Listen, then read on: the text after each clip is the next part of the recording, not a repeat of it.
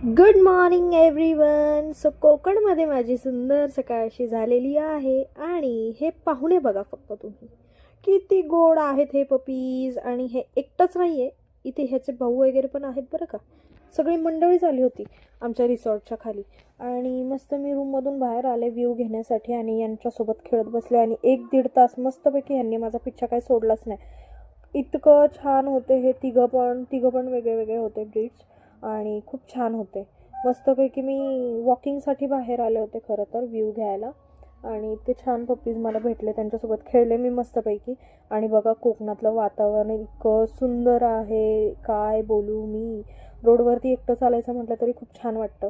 So मी walking करून आल्यानंतर मस्तपैकी रूममध्ये आले आणि रेडी झाले, कारण की मला जायचं होतं बीचवरती. आणि हा लुक जो आहे तो मी बीचसाठी केलेला आहे. कसं वाटतंय नक्की सांगा. आणि मस्त